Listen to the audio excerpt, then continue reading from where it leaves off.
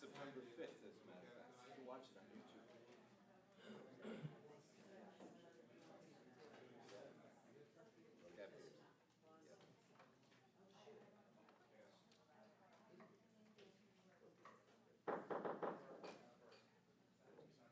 Good evening, it's 6:30. Welcome to the Northampton County Council, Even issue? August 7th, 2025 meeting. Okay, the door's locked. They're trying to get in. What door's locked?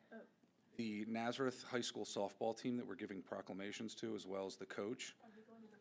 I am not sure. I Probably. just said, Can I we- just got an email. Can we do it later in the program? Sure. So we could get them in and let the Sure, if sheriffs know somebody they can need to check the come in? doors, that'd be appreciated. Sorry to, No, that's, I just Start want us to off start. that way. Could we start with the pledge? Mr. Gafredo? To the flag. flag of the United States of America and to the republic for which it stands, one nation, under God, indivisible, with liberty and justice for all. Before we have a moment of silence, can we get word to the sheriffs to let our softball team in who's getting a proclamation? They probably are, Believe because so. most people don't know that there's another door. Could we please have a moment of silence?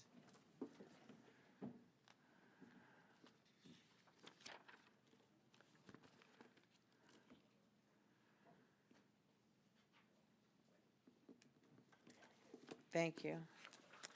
Ms. Shavnisky, will you call the roll, please? Mr. Brown? Here. Mr. Corpora? Here.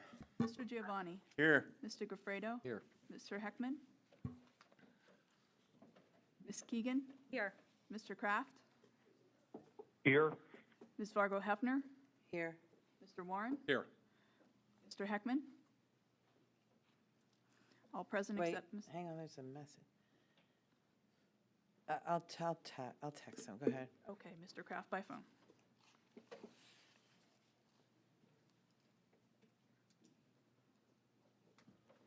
All right, maybe we'll hear him. Could I please have a motion to approve the minutes of July 17th, 2025 meeting? So moved. I'll make the motion. Too late, Ken. All in favor? Aye. Aye. Any opposed? Courtesy of the floor, I have two people signed up for courtesy of the floor. If you come up, just state your name and the town with which you reside, and you get no more than 5 minutes. First, I have Matt Flower.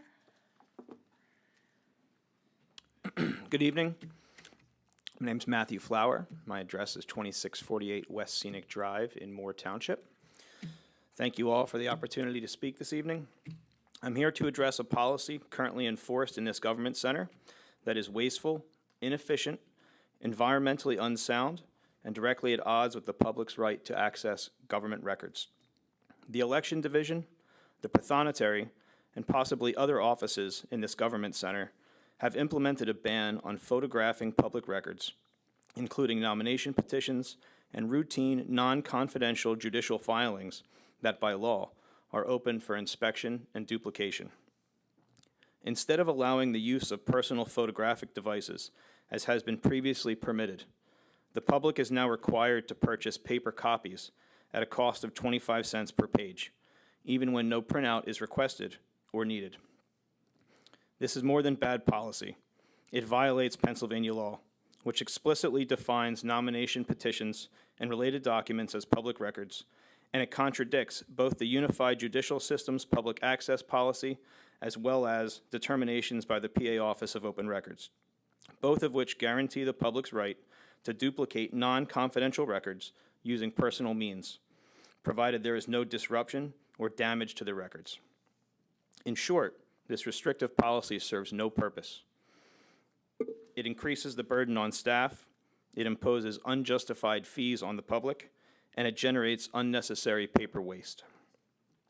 I'm disappointed to see that this policy persists under the fiscal oversight of County Controller Tara Zarinsky, who publicly claims to champion transparency, efficiency, and environmental stewardship, yet has never addressed this unlawful and environmentally dubious revenue generation scheme. This is an arbitrary and unauthorized restriction on fundamental public rights, and it cannot stand unchallenged. I urge this council to act, to investigate and address all related violations within the scope of its authority, and to do what others have failed to do, to stand up for the public's legal right to access their own government. I do want to add that this complaint should not be viewed as a derogation upon any of the hardworking people in this building. This is a complaint against the policy, not the people, and I urge you to take it that way. Thank you very much. Thank you, sir. Next, we have Glenn Geisinger.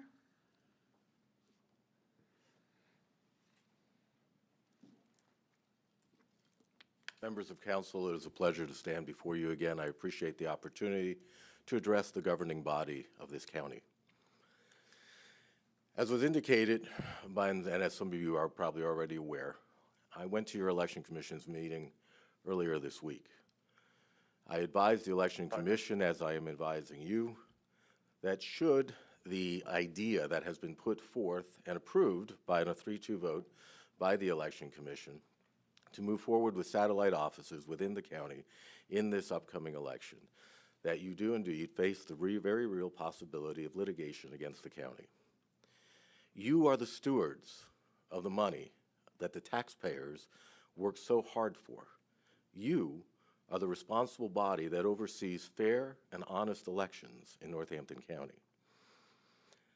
I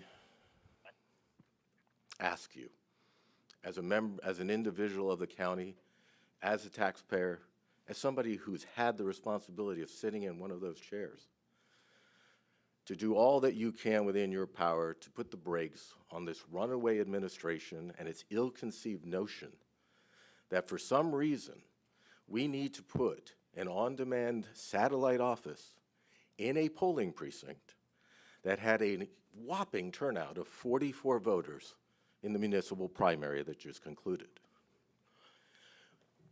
Why are we going to spend taxpayer dollars? Why are we going to allow for the possibility of unsecure ballots?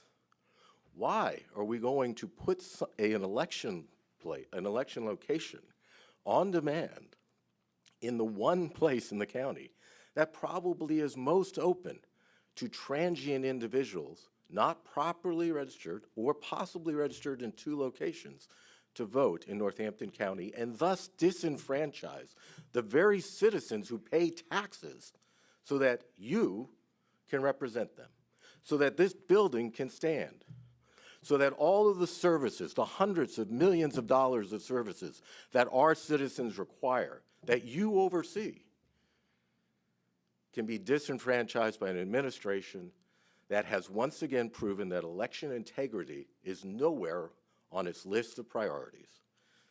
Mr. McClure has failed multiple times to run good elections. Please, please, use your authority and your power to ensure he doesn't do it again. Thank you for your time. Thank you, sir. Is there anyone else here who wishes to speak to courtesy of the floor? Please come up, state your name, where you live, and Lori? yes, Mr. Hackman. Tom Carson. Just a minute, sir. Yes, ma'am. When the people there are through, I have the courtesy of the floor. Okay, well, let them go. No, sir, go ahead. My He's name's one Tom of us, don't worry about it. My name's Tom Carson. I'm representing Victory House of Lehigh Valley, Bethlehem, Pennsylvania. I don't want to take up a lot of your time today, but I do want to address some things that was said in the last council meeting, and I want to give some proper credit to some of the people that were out there at the Lehigh Valley Surge event that we did for our homeless veterans in the community. Some of the providers are in this room today and are going to come up here and share a little bit about what they do. But we have some amazing providers in Northampton County and the Lehigh Valley in general. Those organizations that put boots on the ground went out there with us, helped us identify 13 unsheltered veterans, and thanks to Veterans Brotherhood, which will be here later today, helped us put 2 veterans into a hotel room. So I want to give proper credit to those organizations. Veterans Brotherhood, Valor Clinic, NCC Band of Brothers, STR Behavioral Health, Valley Health Partners, Catholic Charities, Treatment Trends, Inc., the Department of Veterans Affairs, Conference of Churches, Victory House of Lehigh Valley Military Affairs Council, the Allentown Police Department, Ben Yobst, STR Behavioral Health, Allentown Fire Department, and Lehigh Valley Law Enforcement and Emergency Services Offered Wellness Group. All of these organizations got together last month, went out there, and went to our unsheltered community in Easton. Two groups went into Allentown, and one group went into Bethlehem, and covered every inch of those areas looking for homeless veterans. So I wanted to give some proper acknowledgement to all those groups. The other thing that I just wanted to address, Victory House of Lehigh Valley has never kicked clients out because of funding. We have many of clients who go unfunded at our organization. The client that he was working with was there for over 600 days. It's almost 2 years. Sometimes you have to help somebody move on and find something different. And honestly, I'm grateful that Battleborn took the client in, and I hope he does really well in our organization. So that's all I got. Thank you guys so much for your time. Thank you, sir, and thank you for your service to the community. Is there anyone else who wishes to speak to courtesy of the floor this evening? Come on up, same protocol.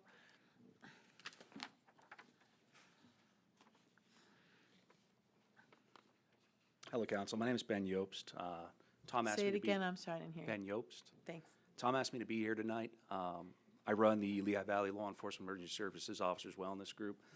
I'm a retired sergeant from the City of Allentown Police Department, combat vet, served multiple tours in the Iraq War, and I'm now actually a doctor of psychology that treats first responders. I just wanted to make sure you guys are aware of some of the resources that we have available in the area. They're entirely free, and what we do is we vet out resources for first responders so they don't have to wait on some waiting lists to get help. Because what ends up happening is we usually wait about a year or two past where we probably should have gotten help. So from that, we've been active for a couple years now. I'm not going to go into why it's important. I think we all recognize why it's important, especially with the attrition rates that we're seeing, the suicide rates that we're seeing. Buried two of my own friends this year in this line of work, so obviously it's a problem. But what I do want to do is talk about a little bit of what we've accomplished this year. So we have gotten 175 first responders into treatment over the course of just this year alone. We've given 60 hours of wellness training to different agencies to make them aware of what's available out there, and we've done this for a total cost of $0. We're doing it just out of passion. So if I have your permission, what I'd like to do is give you guys these documents so that you can be aware of it, spread it out to the first responder world. Do not public face this document. You could give it to her. I will. Well, then don't give it to them. No, give it to our staff. Okay, all right. So I'm going to give you two of these documents then. One is our support group that we run locally. The second is a summary of everything we do. The third, I know we have one first responder amongst us. I do want you to get that document, so I'm going to find a way to get it to you. Listed on there is all of our personal phone numbers. We don't want a hotline. We want a person. So we'll make sure you get that. With that, we do a lot of work with veterans. We were out there for the surge. We don't do any fanfare. We like to take care of our people quietly. But we partner a lot with Veterans Brotherhood, so I'd like to call up Freddie Reed to take over the remainder of my time, if that's okay. He could just come up next and have his own time. Is that okay? Thank you. How's Oh, everyone doing today? I just met you. Yeah. So my name is Freddie Reed. I am a Northampton County resident, 284 Oak Street in Wind Gap, Pennsylvania. I am a retired Army combat veteran. I am Northampton County's Veterans Court Mentor Coordinator as well as mentor. I help with the LVLEO, as Dr. Ben just explained. I am a Veteran Service Navigator for them, for first responders who are also veterans that need help navigating certain, Department of Veterans Affairs, things like that. I am also the Vice Commander of the Lehigh Valley Chapter of the Veterans Brotherhood. Brief description of Veterans Brotherhood. Organization started a little over a decade ago by a Marine Vietnam combat vet named Clyde Hotch. The headquarters is located in Pennsburg, Pennsylvania. We have a drop-in center in Pottstown, Pennsylvania with the Pottstown chapter. And then this past January, we just opened up the Lehigh Valley chapter. Three main pillars in our organization that we focus on. Temporary housing for homeless veterans. As Tom had said previously, we helped with the surge event with placing homeless veterans in the temporary housing. We also work very closely with Victory House, Valor, Catholic Charities, as well as the Department of Veterans Affairs, specifically the social work and Hood Vash sections of the department, with helping out veterans that need temporary housing before they move on to their long-term housing. Second pillar is mentorship, not just with the court, but also we do it outside of the courtroom, where we're identifying veterans at a certain point in their growth process, whether they're just starting or it's more long-term, covering everything from post-traumatic stress to sobriety to just everyday struggles with life. And what we do is we bring them into the brotherhood, or the tribe as we like to call it, and we put them with other individuals who are veterans or first responders in these trauma groups that allow them to see different veterans or first responders, where they're at in their growth process, and learn from each other. It's very rewarding. That group has been running for about a year now, and it's very successful. Our third pillar is financial insecurities for veterans. So that's everything from needing oil for heat in their house during the wintertime to needing help if their car breaks down. We're within our capacity to give about $500 to each veteran who is in need. Sometimes we extend that amount based off case-by-case basis, but that's really what we do. We're mobile. We don't have a drop-in center currently in the Lehigh Valley. That's always subject to change if the stars align, but we're out there, me and my chapter commander, John Cookitz, who is a Purple Heart recipient, Vietnam combat vet. We're out there every single day, boots on the ground, either starting relationships with veterans or maintaining the ones we already have. I got pamphlets and a business card for each one of you. Thank you for your time. Thank you. Is there anyone else who wishes to speak? Come on up. I sense there's a presentation that's not a presentation. It's very good.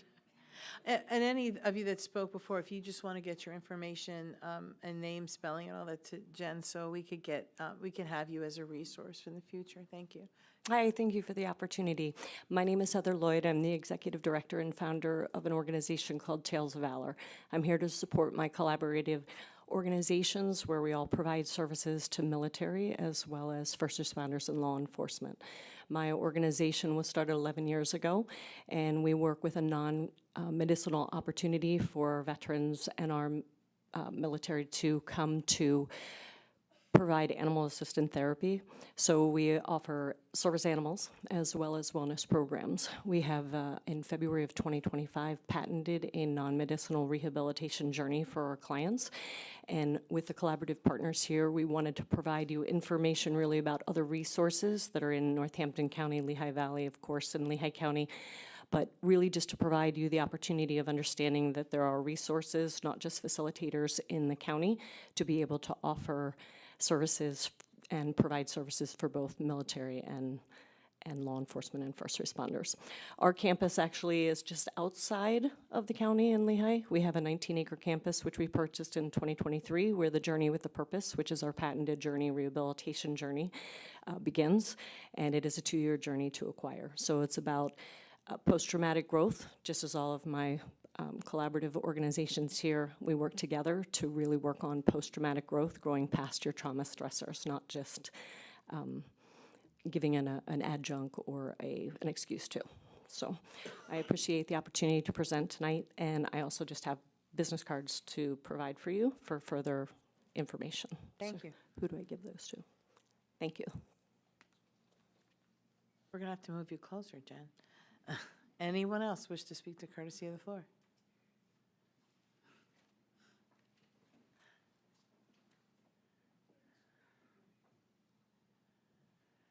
State your name, please.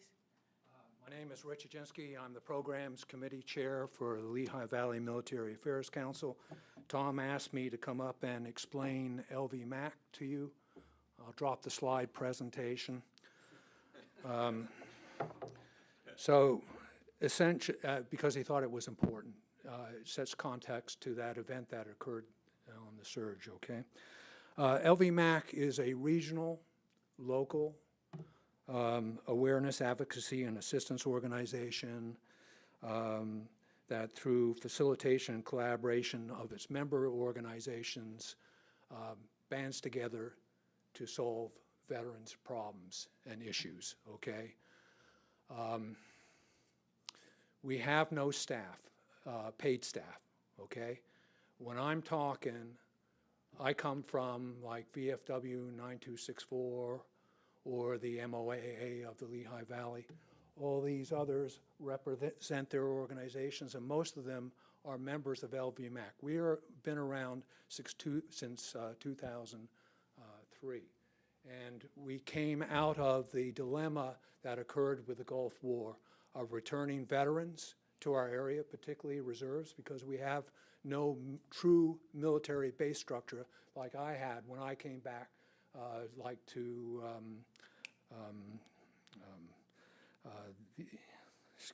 Fayetteville, okay?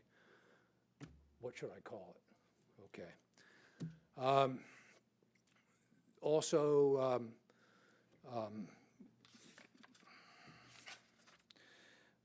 we have a VA that is overwhelmed, has improved significantly, particularly since the Mission Act in its services, but it has staffing issues, it has budget issues, and it was never intended to handle all veterans, so it requires community. In fact, LVMAC is not a veterans organization. It's a combination of veterans organizations and businesses, nonprofits, churches, even government, okay, what have you, willing to work together to solve problems.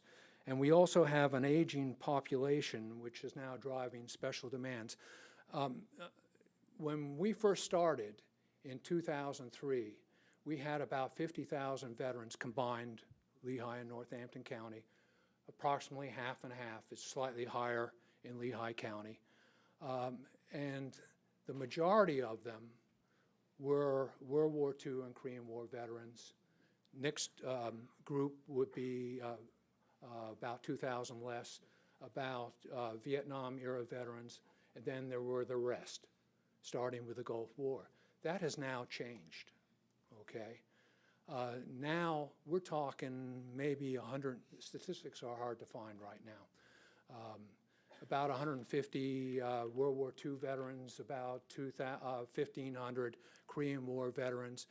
The Vietnam population is now around 14,000, 12,000 some odd. It decreased about 2,000 in about 20 years. The rest of it, of the 31,000 some odd veterans that are now in our community, are the current war generation. So our perspective changes with the times, all right? We have about 150 members of varying degrees, different subject areas. What we do is we have them identify a problem. We get together, discuss it, if we agree that we should do something, that is the group. It's presented to the board approves it. If it requires a budget is applied to it. But to tell you the truth, we're mainly a labor organization. We're not a funding organization. We don't want to take away from any of the efforts of the others. We do not supplant them, all right? We bond together to help. The power of unity, force multiplication, that term which gets misused. I could go into greater detail. Just let me make sure I didn't miss a key point. The end result of it is we work a broad range of subjects. We were one of the first that really went into the holistic approach. When you try to address a veteran's problems like homelessness, it's not just getting them into a shelter. It's also, does he have an employment issue? Does he have a mental health issue, which is particularly a subject, as you know, especially with the chronic homeless, all right? How do you address all that at one time? We've talked with the police. We've worked with the city of Allentown at one time. We've even gone to the state to address issues.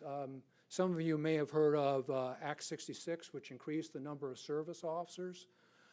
We also had a footprint on improving the qualifications of your county director of Veterans Affairs. At one time, they did not have to be qualified as accredited service officers. It's a result of us pushing for, and we were unsuccessful. We have as many failures as we've had successes in trying to get a State Department of Veterans Affairs, because we have an inadequate Veterans Affairs system at state level compared to other states, all right? And the federal government can't do it all. It needs state and local footprint on the ground. You heard that term, boots on the ground. Federal government can never be big enough. It needs community, and it wants community partnership, which is something we also press with the VA, and finally you see coming about. Now, to the 1 surge minute. effort, that's an example, okay? The VA national office directed that all the VA hospitals go out and find veterans that are pioneering, that's my term, okay, out in the sticks or in the cities, under bridges, et cetera, get them into housing. An idealistic notion, as you know, housing is a problem. This is something we need to solve, and one of the issues we're going to be tackling, okay, in our Homeless Veterans Action Committee, all right? So they came to Tom. Tom is a member of the Lehigh Valley Military Affairs Council. Tom comes to talk to me as the program director. We agree to look into it. He gets, I call, we get this group together and talk about doing this surge effort on a shortened deadline. It really required months of planning. It was done in a couple of weeks, all right? The end result of it is we found some problems, et cetera, but largely it was successful considering the time involved. And it was the most successful effort of the Wilkes-Barre VA. Whereas up north, to include the Scranton area, they were getting 1 or 2 veterans. We identified 10 to 12. In a time where Easton cleared out the camps, when we were going to the camps in Easton, all right, we had police cooperation. So I have to thank these people because they are LVMAC, okay? That's how we work, collaborative efforts. We do studies. Go to our website, lvmac.org. Go to the press room, and you'll see we've done studies on how to improve things, okay? To include veterans' justice. We've been a big pusher for veterans' justice, the need for uniformity, standards, et cetera. And I'm talking more than these veterans' treatment courts. I'm talking about the courts of common pleas. So there's a whole range of subjects we've worked on. The last one I'll talk about is the Veterans Trust Fund, which the county directors draw upon to assist veterans in emergencies, et cetera. That came out of the Corbett administration through Senator Brown asking for LVMAC to advise on things we could do to speed up helping our veterans. That's how LVMAC gets involved, okay? We're behind the scenes. You probably never heard of us. We do not seek glory because these are the guys that are doing the job. They are us, all right? Sorry for the repetition. Okay, this is impromptu, all right? Did great. Thank you so Thank much you. for your time. Thank you for your service, all of you. Right. And again, if you have any information you want to get to us, just get it to Jen, and we're happy to have you come back in the future. Yeah, if you go to the website, you'll get a fuller explanation of what we do. lvmac.org, you said? lvmac.org, okay? Is there anybody else who wishes to speak to courtesy of the floor?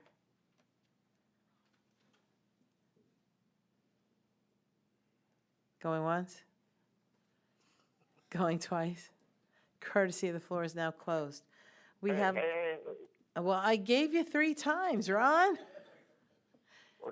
Jesus, wow. Well, that may work into this. I had 7 people go faster than you. Come on, man. Go ahead, Mr. Heckman, you are recognized. All right, Ron Heckman, Bethlehem, Pennsylvania. I want to thank the people who spoke. It's wonderful that people are out there doing this. When the Vietnam vets came back, the way they were treated by some was an absolute shame. It was shameful, and also the way the government treated them was shameful. So what I'm going to say pales in comparison. I just want to say I'm sorry I can't be there in person. I'm going to say to the residents, I'm sorry. I'm going to do my best to show up, especially during budget. I had planned to come today in person, but situations happen. I know I am getting better, but it's a slow process in my case. And I can say that I'm getting better in spite of the health network and my insurance. So that's something that I'm glad for. But in line with that, what I'd like to ask, ask my fellow council members is this. I respect all of you because you're, in my opinion, the strongest branch of county government, the governing body.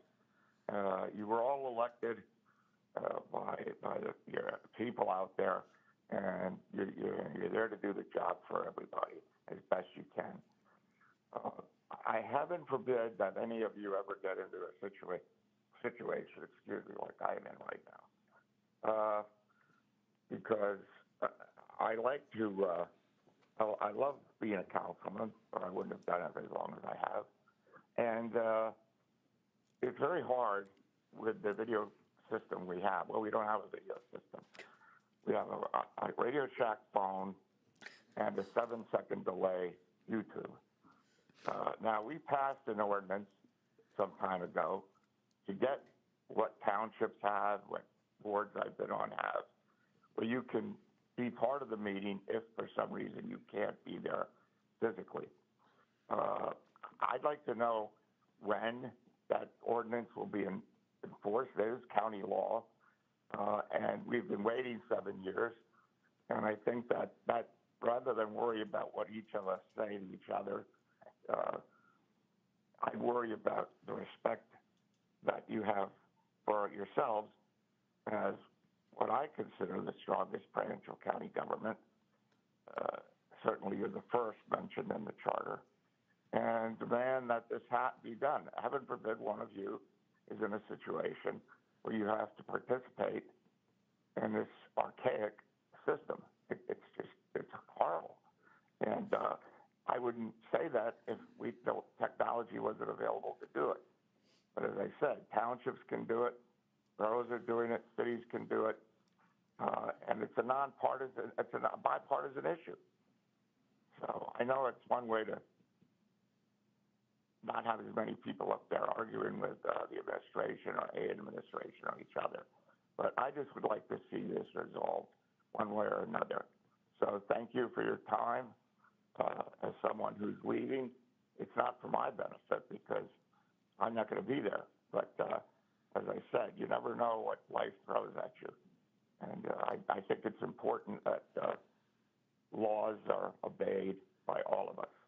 Thank you. Thank you, sir. Is there anyone else who wishes to speak to courtesy of the floor? Come on up.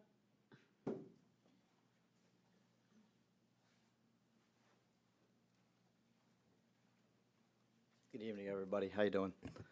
My name is Jason Mertz. I'm actually with Tales of Valor. I'm here with Heather tonight. But I'm not only someone that works at Tales of Valor on their wellness team. I'm actually a graduate of going through the program with my own journey. Back in 2017, 9/9 of 2017, I was shot in the line of duty with a shotgun from 10 feet away and almost killed on a burglary call. I was lucky enough to be here, lost all purpose, actually ended up meeting Ben, who's sitting here, who was on the CISM team at the time. Got me hooked up with a psychologist, but still didn't know which way was up. And through my parents, I found Tales of Valor, went down for a visit at an event they had, which was called Let Freedom Ring, and I have never left. I don't know if Heather likes that or not, but I am there to stay. I went through my own journey. I have my service dog, Holland, who is not here with me tonight, but it's amazing the non-medicinal way you go through the program, and now I get the honor of helping other veterans, law enforcement, and first responders that get to go through the program. that are coming essentially in their own way, saying we're calling 911 because we need help without calling 911. So they come in, and we take them through that non-medicinal journey, and it's amazing to see the difference when somebody comes in to when they graduate the program. But I think we need to, for me, in law enforcement, really, people need to open their eyes that it's okay to have PTSI, and it's okay to be a police officer and have PTSI. It's okay to have the anxiety, but I feel like a black mark is put on law enforcement, and I think Ben can attest to that, being in law enforcement as long as he was. And it's okay. I mean, you see one traumatic call, you're going to be affected for the rest of your life, and it's okay. But there are programs out there, and Tales of Valor is a phenomenal program, just like these other programs that help our veterans and first responders. But I think we also need to have higher standards for service dogs. As somebody who has one and takes her everywhere with me to help me mitigate the troubles that I have troubles with, I think they're being devalued because everybody can go on Amazon and say, yeah, Fido is my service dog, and you know it's a pretty penny to have a service dog, and there's a lot of time, effort, love, sweat, tears, emotion put into that. And for me, it's emotional because she helps me mitigate those things, and I don't think it's fair for somebody to come in and portray their dog as a service dog when it's not. It can potentially ruin my service dog if it gets attacked. So I think there's something that needs to be done with government to push it up, and I know with government it's slow and slower, but I do think we need a push because it's important for not only myself but other veterans, law enforcement, and first responders who are taking that active step, saying, I'm having trouble mitigating life. This is going to help me. This allows me to go out with my daughters to the crowds. It allows me to go to a gym and have weights bang and not have me go off the deep end. It's not a cure. Holland wakes me up every night from a nightmare. Every night I go to bed, every night I have a nightmare. And she's there to put her paws on my chest and her nose on my nose and lick my face and say, hey, it's okay, time to wake up. Programs like Tales of Valor and the other programs for our veterans are very important, and I'm speaking on behalf of law enforcement and saying that we need to push that more to get dogs out there in police stations to help officers come down from a call. So when they go out to that next call, maybe it's, you know, little Mabel who's having a parking complaint and it is very important to her, but somebody just came from a traumatic call and you're up here like this. If you have that dog, you can bring yourself down. So you're treating, it's going to bridge that gap between the community and the police departments to make it a more cohesive unit and make things a lot calmer. And my other big thing is the devaluation of the service dogs. I think we should come up with some kind of standard. We all have licenses, and you scan licenses when you want to go get a drink, you got to be 21, right? They scan your license. I think maybe we can do something with having a card, a handler card, where you scan that, where if you have a reputable organization, and you'll know it because you'll know a dog that's a service dog from not, we can get these fakes out of there because it's important for not only myself but others that suffer from the things that we do. So I thank you for your time. Thank you, sir. Is there anyone else who wishes to speak to courtesy of the floor? Courtesy of the floor is now closed. Mr. Warren, you have proclamations. Yes, thank you, And we Madam found President. our proclaimers, or proclaimants. Yes, we're glad you were able to We heard get you got in. lost. So it is exciting that we've got a group of folks from the Nazareth community here with us this evening because we want to recognize the Nazareth area high school girls softball team for an outstanding 2025 season and their state championship appearance. I know not everybody is here tonight from the team, but those who were part of this team, who may be a part of the team in the future, and your families, it was such an amazing story to follow throughout this season. The spirit and joy that you gave a community is one of the reasons why we up here wanted to provide this proclamation to the softball team for such an amazing season. So I am going to read this. Bear with me for a second. Whereas The Nazareth Area High School girls softball team has exemplified perseverance, teamwork, and excellence throughout the 2025 season, representing their school and community with pride and determination.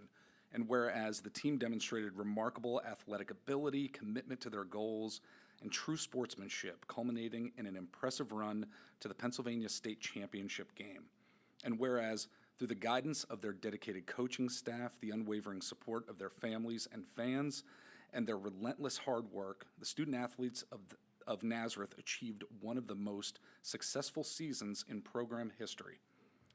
And whereas their journey to the state finals had brought honor to Nazareth Area High School and has inspired young athletes throughout the community. And whereas the team's offensive statistics consisted of a .312 team batting average, a .510 slugging average, 212 runs scored, 38 total home runs, and 186 RBIs during the 2025 season.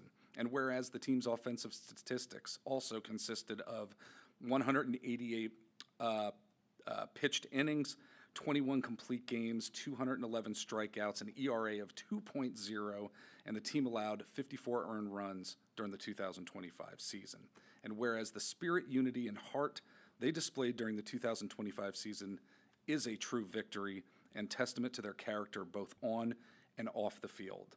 Now, therefore, it is hereby proclaimed the Northampton County Council recognizes and commends the Nazareth Area High School girls softball team for their extraordinary achievements during the 2025 season and encourages all members of our community to join us in celebrating their historic accomplishments. Congratulations to you all.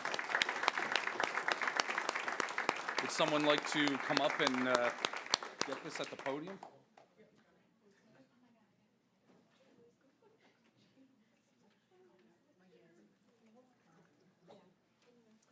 Coach, thank you very much. Absolutely, absolutely. Congratulations. Thank you. All here. Oh, are we going to do some, should we do some pictures? Is that all right with everybody? Okay, yeah, sure. Why don't we? Thank you. I'm going to go back there. Do you mind like standing like right here? Sure, yeah, I can do it. Yeah. You could bring the girls, too. Bring the girls up.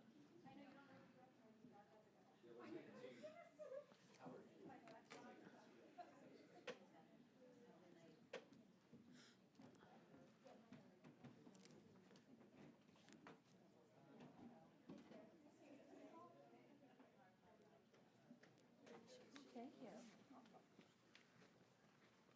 I think we should probably stand. Members of council should Sure, probably when you're ready. stand, I think.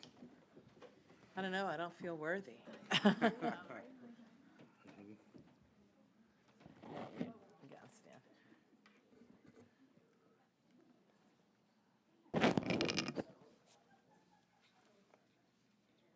You guys ready?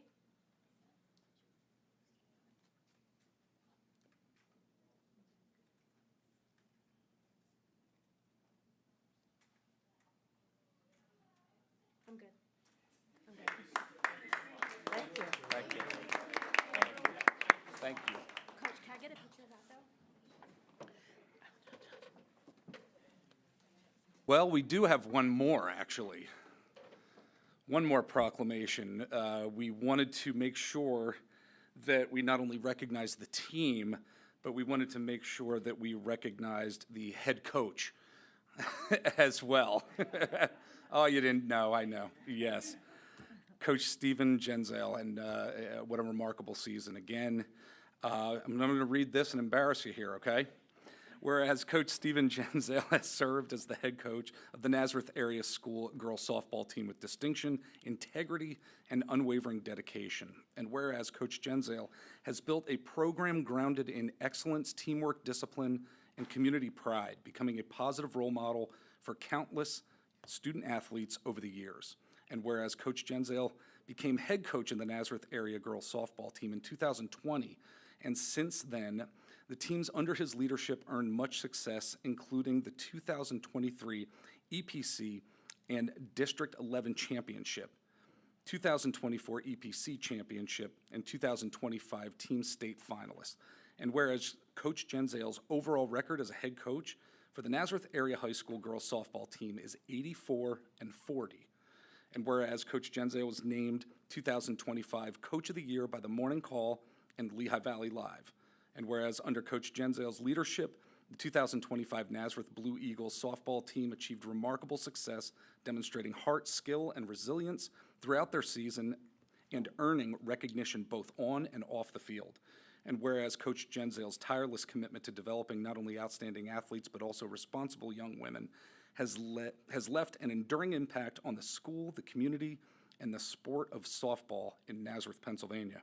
And whereas Coach Genzale's legacy is measured not only in wins and championships, but also in the lives that he has touched, the values he has instilled, and the pride that he has brought to the Nazareth Area School District. Now, therefore, it is hereby proclaimed the Northampton County Council recognizes and commends Coach Stephen Genzale for his extraordinary leadership and achievements and encourages all members of our community to join in celebrating his many community accomplishments. Congratulations, Coach.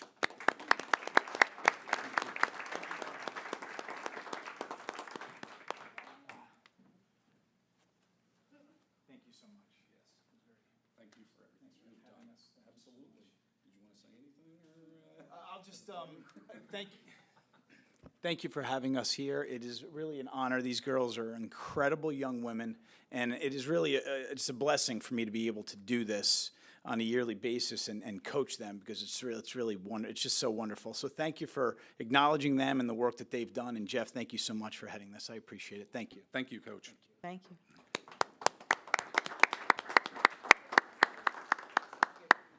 You don't need to stay.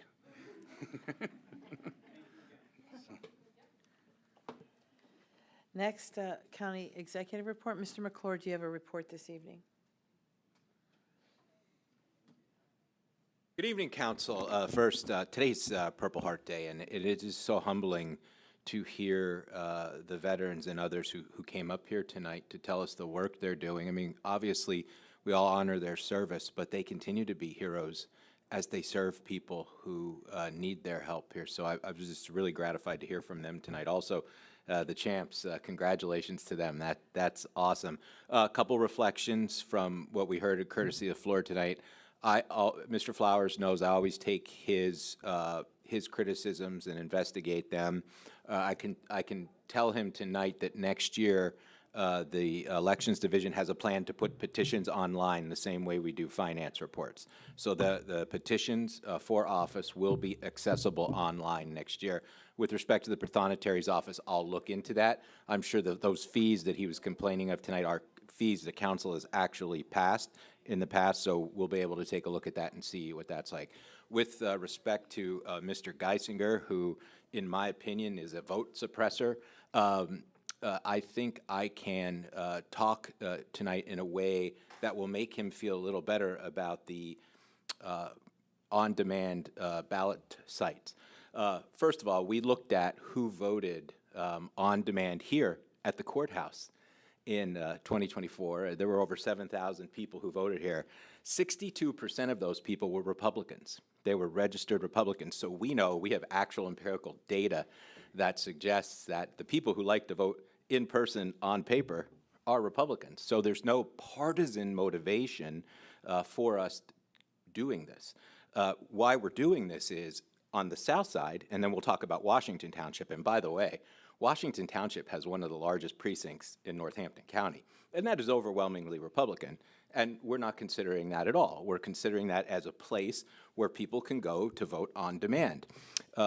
One of the things about the on-demand site in the south side of Bethlehem, now that we know that it's Republicans who like to vote in person on demand early, maybe the Republicans from Lower Saucon Township and Hellertown Township or Hellertown Borough will turn out even in greater numbers to go vote in person on demand early at this new site on the south side of Bethlehem. So there was absolutely no partisan motivation whatsoever.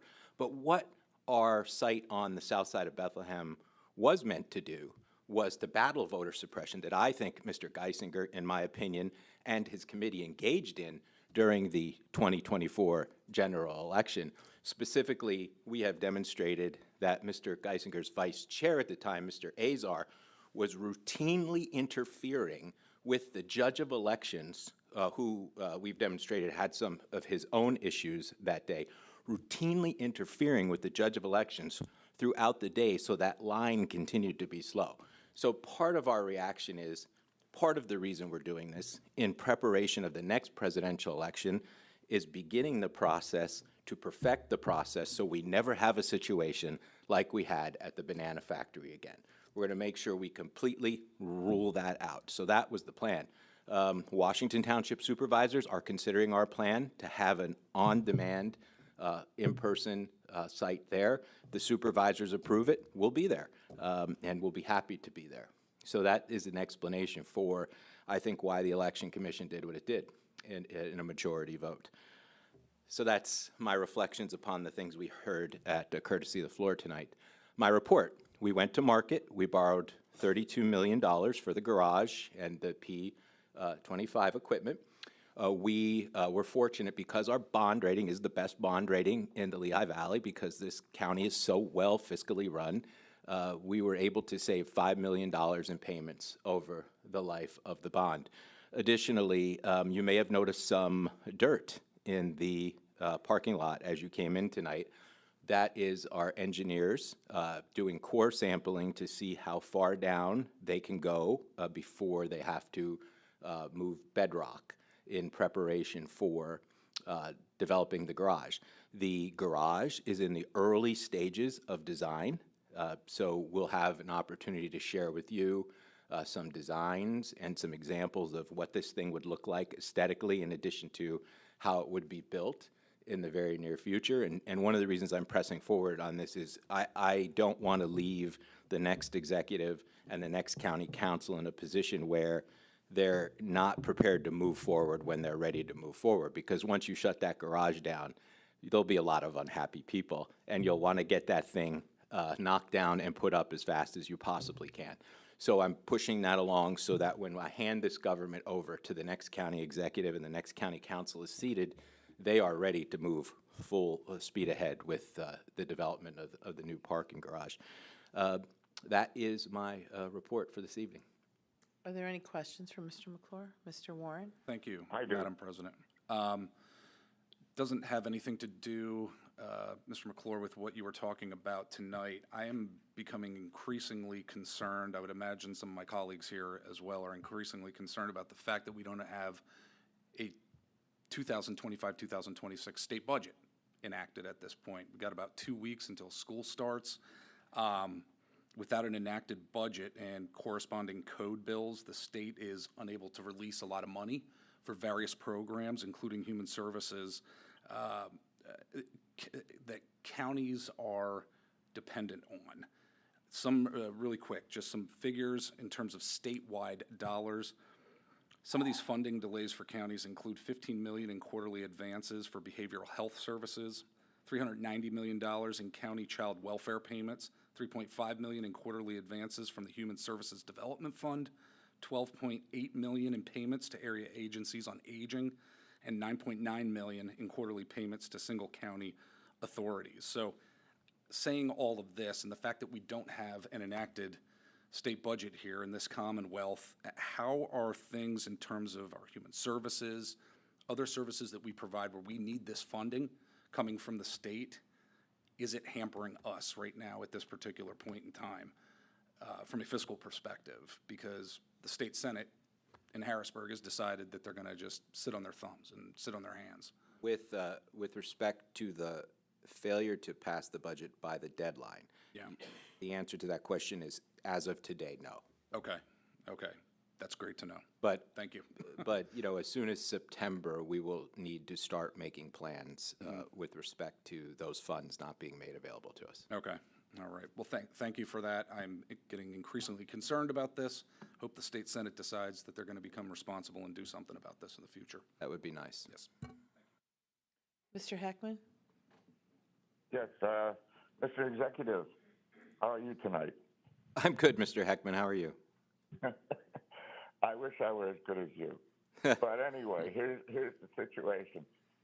Given what you just said about the garage, which I think obviously we need, I push that hard from my end.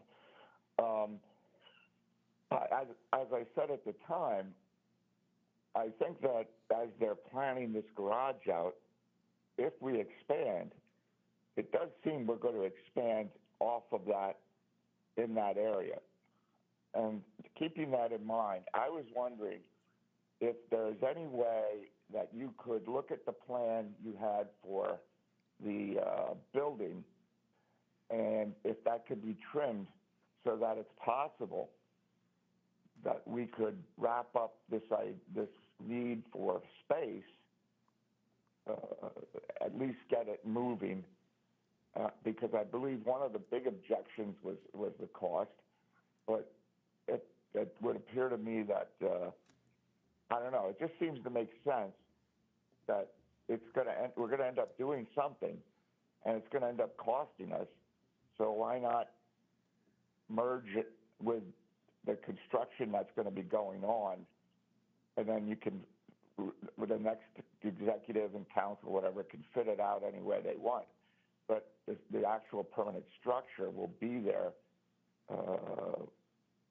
to go with. I personally just think that's cost effective. But well, your thoughts? I think, so our only mandate is to develop a garage at this point, and that's all we're doing. Yeah. But the garage will be designed in such a way that if some future council and some future executive decide to build a building there, the garage will be able to accommodate the building. Okay. Yeah, I mean, I'm just thinking of, I know when we saw the early drawings, it did show how it connected, and I thought it was a good design. The design will be, you won't be able to tell, but by looking at it. Yeah. But the design will be able to accommodate a building in the future if a council and an executive decide to do that. All right, thank you. You're welcome. Is there anything else for Mr. McClure? Mr. Giovanni? Mr. Executive, people have called me about that you had, you did the executive order for EMS and training for training through the 911 for firefighters and first responders. Of course, I have your executive order here for the EMS for life-saving techniques. You allocated $65,000 for their training, and then for the firefighters, I think it was $85,000. I've been getting calls and saying that they're running out of money, or there's money is running out for that training. Okay, well, I did not know that. No one's called me, so I'm I glad. asked them to call you, so I'm I glad. can't. I'm glad they've called you. Yeah. If you could talk to Nicole about the specifics that you know about, I will look into it and I'll figure it out. And then at the next meeting, I'll have an answer for you. Okay. Okay. Because I asked them to call. I even asked. No one's called. Yeah, the community college too, where you have the MOU with them. Right. So we'll check that all out, and I will have a report back to you, or the next time Mr. Weaver is here, I'll have him report to you what's going on. Okay. Okay. Thank you. Yep. Anything else? No. Anything else? Thank you very No? much. Thank you. Okay, do we have any old business? Hearing none. Do we have a new business? Yes, we do.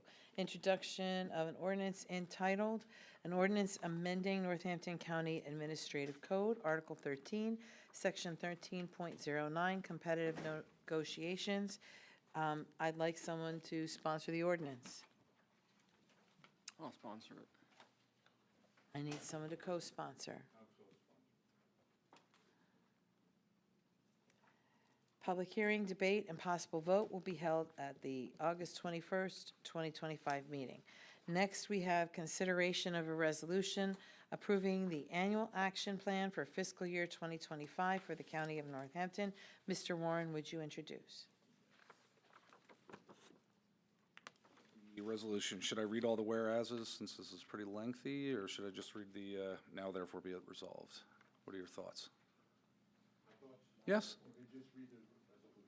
Just read the entire resolution. No, not the whereas clauses are. Therefore be it resolved. Descriptive resolution is the legislation. Got it.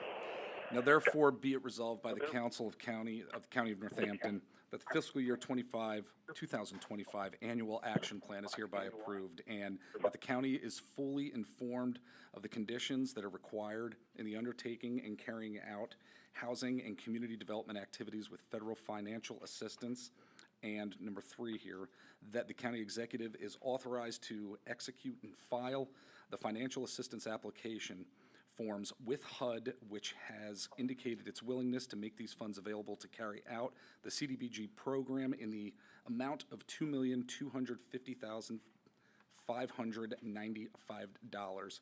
Home program funding in the amount of $649,909.47.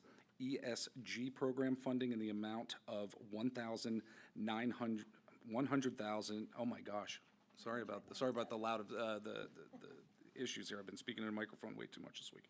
$197,583, and it is further authorized to act as the authorized representative of the County of Northampton to sign any and all documents in regard to these programs. And number 4, that the county executive is hereby authorized to provide assurances and/or certifications as required by HUD, and also provide any additional documents that may be requested. Thank you. Is there any discussion? Call for the vote? Mr. Warren? Yes. Mr. Giovanni? Yes. Mr. Gafredo? Yes. Mr. Heckman? Yes. Ms. Keegan? Yes. Mr. Kraft? Yes. Ms. Vargo Hefner? Yes. Mr. Brown? Yes. Mr. Corpora? Yes. Adopted by a vote of 9-0. Thank you. Is there any other new business to be discussed? Are there any council committee reports? Madam President, the Economic Development Committee meeting met today, August 7th, 2025. We had a presentation from the Bethlehem Area Public Library, a presentation regarding the Greater Lehigh Valley Arts and Culture Patron Survey, and also a discussion regarding the 2025 CDBG projects. Thank you. Human Services met prior to this meeting and had a robust discussion on Graysdale and heard their strategic action plan, and hoping for them to have success and looking for them to come forward with reports in the future. Any other committee reports? Any liaison reports? I have one. Graysdale Advisory Board met on Monday. Not many members attended the Zoom session, and it was basically a call for reorganization of that advisory board, going back to the bylaws as written. So they'll be looking for additional members, up to 15, to be serving on that board. More Thank to you. follow. Ken, could you give a report on GPA since I couldn't be on? Were you able to get on? I was not able to get on because I was predisposed. Okay, I was too, but I understand there was also some technical difficulties. So again, we'll address that as we can. Any other liaison? CCAP is next week. Those of you that are voting members, I don't know if you were on the meeting the other day, but the Vote Buddy system is going to be a little bit different. If you're going, you're going to be in person. They'll walk us through. If you're not and you're going to be on Zoom, let me know so that we can make sure that you're on at the right time and everything's set up for you. And I can't think of anything else.